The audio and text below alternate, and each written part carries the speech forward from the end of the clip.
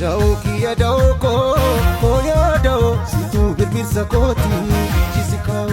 Daukiya dauko koya dau situ birbirsa koti jisikau. Tadi ladang galas me borum baru baranu base saka karu rakko rakina kenya dama kalcha dau kalak ni kenya kami jundacha. Daukiya dauko koya dau situ birbirsa koti.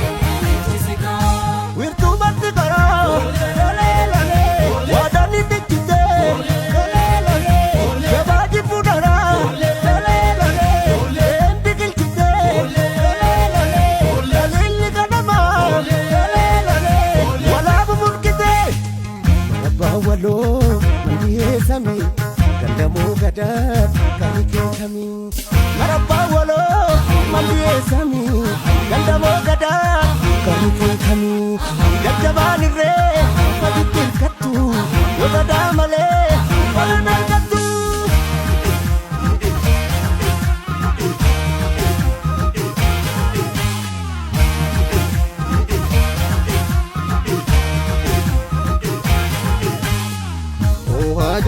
Ya jurro le, ya jurro le. Lama humari diriste namara jatte. Ayong gadame sahi kodan misako jatte. Faro farni sangga kuradarati, tumasir nagada bujadugati.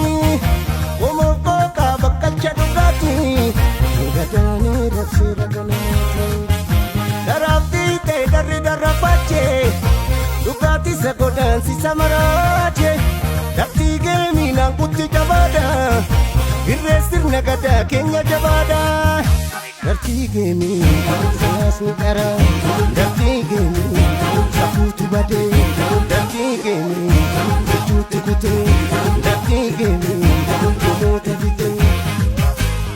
Agadu gadani gadani barcuma gadani agadu gadani gadani barcuma gadani agadu gadani gadani barcuma gadani agadu gadani gadani adacha gadani barcuma gadani adacha gadani kabaja gadani kallacha gadani tollu shirani gachina gadani.